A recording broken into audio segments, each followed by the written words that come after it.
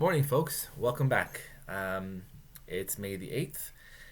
Today, I'm just going to introduce your project for Unit 4. We finished the unit off on Wednesday, so this will be just a brief go through of the project. Fun fact about this week: May the 7th, 1945, was the day that the Germans signed a peace with the Allies in France.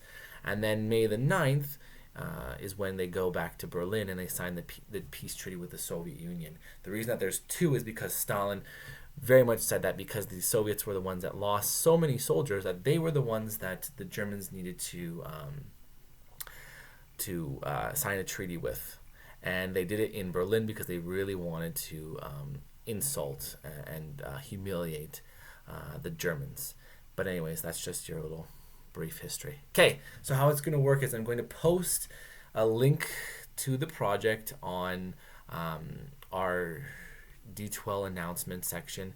You're going to do the exact same thing. You're going to make a copy and then you're going to share it with me when you're finished. Please only share it when you're finished. Some of you shared it when you were not finished, so I marked whatever you gave me, and that can be quite unfair for you, but it is what it is. So the directions are there. How it's going to work is part one. You're going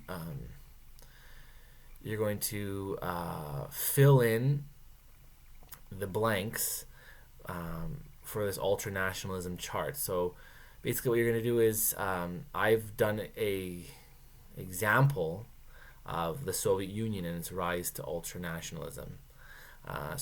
We talked about the sense of nationalism, the crises that existed, and the charismatic leader that came up.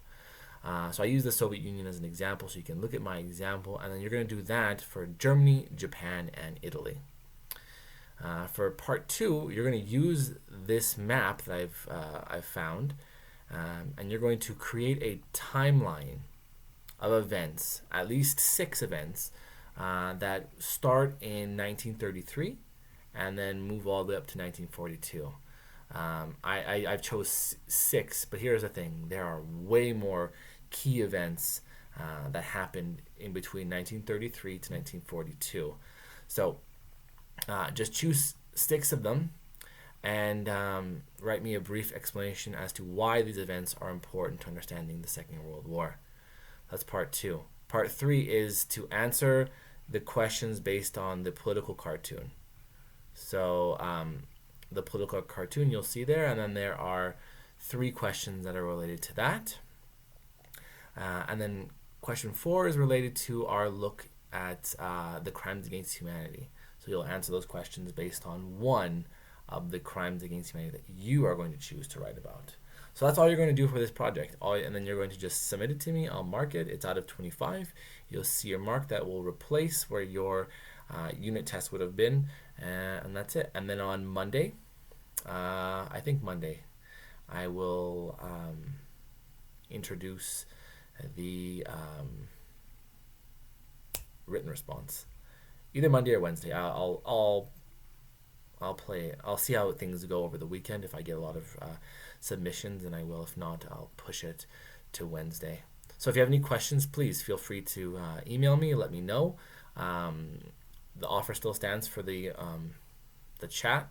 If you want that as well, especially during these projects and these written responses, I more than welcome it. If a group of you want to do that, then that'd be fine too. So that's it for today. You can start working on this, work on the booklets, obviously, submit those when they're done. The quizzes as well, make sure you're doing those. And enjoy the rest of your Friday and enjoy your weekend. Don't forget that Sunday is Mother's Day, so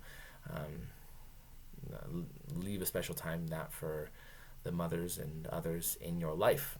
Okay? Have a good day, and I'll see you Monday.